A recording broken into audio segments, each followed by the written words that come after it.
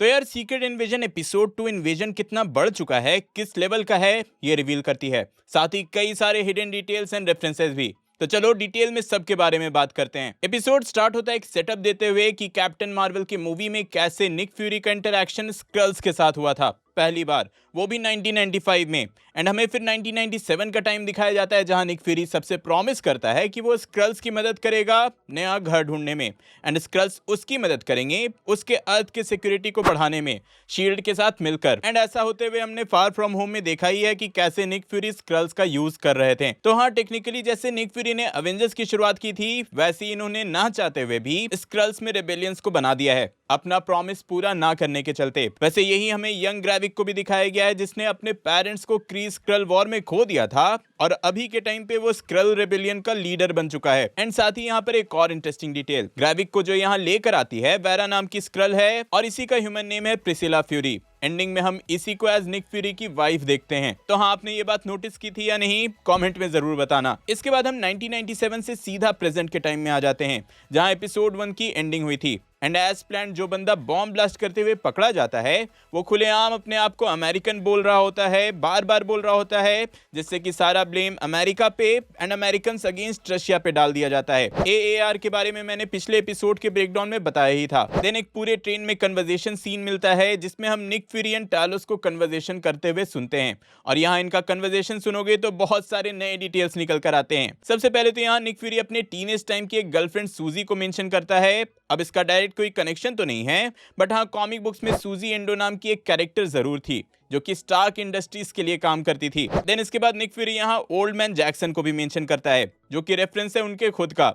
आपको पता ही होगा कि इनका real name Samuel L Jackson है एंड मार्वल कॉमिक्स में ओल्ड मैन करके बहुत ही पॉपुलर स्टोरीज हैं, जिनमें old man Hulk, old man star Lord and सबसे पॉपुलर ओल्ड मैन लोगन भी है। तो हाँ, मुझे तो ये ईस्टर एग काफी सही लगा। यही टैलोस एक मेजर डिटेल रिवील करता है कि मिलियंस ऑफ स्क्रल्स अब अर्थ पर आ चुके हैं एंड सीक्रेटली रह रहे हैं। जहां तक टैलोस ने पहले निक फ्यूरी को बताया था तो उसके अकॉर्डिंग कुछ गिने चुने स्क्रल्स ही अर्थ पे हैं। तो हाँ, इससे फ्यूरी थोड़ा बिट्रेड फील करता है कि टैलोस ने खुद इन स्क्रल्स को बुला तो लिया, लेकिन फ्यूरी को ये बात पता ही नहीं थी। बट यहीं पर एक और इंटरेस्टिंग डिटेल है, टैलोस यहाँ मेंशन करता है एम्पायर ड्रॉगे को।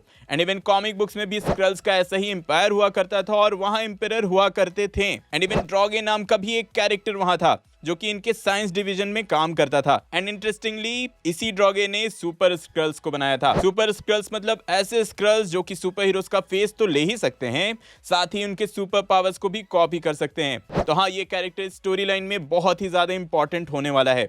एटलीस्ट सुपर स्क्रल्स तो बहुत ही ज्यादा इंपॉर्टेंट होने वाले हैं। नेक्स्ट पूरा सीक्वेंस जो है वो मारिया हिल को डेडिकेट किया गया है, जहां रशिया से मारिया हिल की बॉडी को अब अमेरिका में ले आया गया है।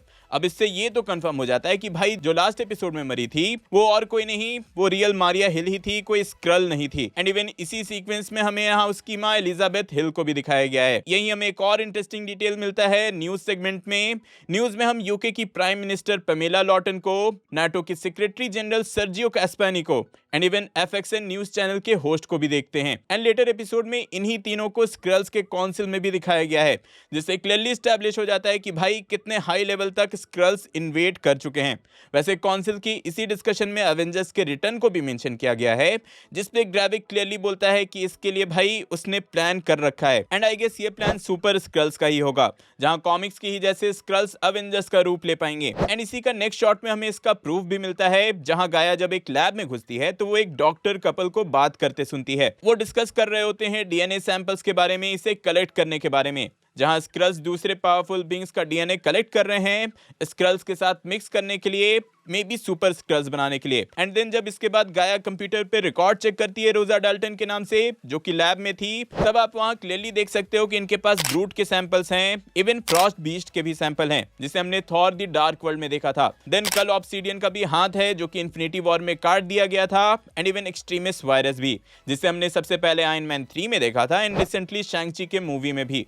तो हाँ, इससे कंफर्म हो जाता है कि ये लोग सुपर स्क्रल तो बनाने ही वाले हैं और उसी की कोशिश कर रहे हैं। अगर आपको इस सीरीज का ट्रेलर भी याद हो तो वहां ग्रेविक ग्रूट के पावर्स यूज कर रहा था, तो ये प्लान सक्सेसफुल भी होने वाला है। सुपर स्क्रल्स बनने वाले हैं, आगे के एपिसोड्स में दिखने भी वाले हैं। यही हमें एक सीक्वेंस रोडी का भी मिलता है, वो मॉस्को में जो भी हुआ है वो डिस्कस करने आया हुआ था, एंड साथ ही वो यहाँ फ्यूरी से भी मिलता है। एंड टू बी ऑनेस्ट, मुझे पता नहीं उसकी बातों से क्यों लग रहा है कि भाई रोडी खुद एक स्क्रल है। इस पे आपके क्या थॉट्स हैं कमेंट में जरूर बताना। वैसे यहाँ रोडी निक फ्यूरी को इन्फॉर्म कर देता है कि उसको अब गवर्नमेंट के जॉब से निकाला जा चुका है, तो हाँ, निक फ्यूरी अब कोई भी एजेंट नहीं है, एंड मोस्टली अब गवर्नमेंट के लिए भी वो वांटेड हो ही जाएगा। देन हाँ, मॉस्को में ब्लास्ट में जो स्क्रल्स पकड़ाया था उससे पूछताछ करने सोनिया फॉल्सवर्थ आती है, एंड इवन यहाँ भी वो स्क्रल सुपर स्क्रल प्रोग्राम के बारे में मेंशन करता है, एंड कपल डॉक्टर्स डाल्टन के नाम रिवील कर देता है, जिसके बाद सोनिया वहां से निकल जाती है और ग्रेविक जो है वो इसको रेस्क्यू करके जान से मार देता है, जिससे अब आप क्लियरली समझ ही सकते हो कि ग्रेविक अब अपने मोटिव के आगे कुछ भी करने को रेडी है। एंड इन द एंड, जैसा मैंने बताया, रिवील होता है कि भाई निक फ्यूरी की जो वाइफ है वो भी एक स्क्रल है, एंड उसको ये बात क्लियरली पहले से पता है, सिंस वो दोनों इतने सालों से एक साथ काम कर चुके हैं। Even captain America winter soldier में भी निक फ्यूरी ने अपनी वाइफ को मेंशन किया था। तो हाँ, यही थे सारी डिटेल्स। होप सो कि आपको मेरा एक्सप्लेनेशन पसंद आया होगा, और कोई डिटेल मिस कर दिया है मैंने तो कमेंट में जरूर बताना। और हाँ, ऐसी ऑसम कंटेंट के लिए जाने से पहले चैनल सब्सक्राइब जरूर करना। पिछले एपिसोड का ब्रेकडाउन देखने के लिए ऊपर वाली वीडियो देखें, एंड कुछ रैंडम देखने के लिए नीचे वाली। मैं जल्दी और नए वीडियो लेकर आऊंगा।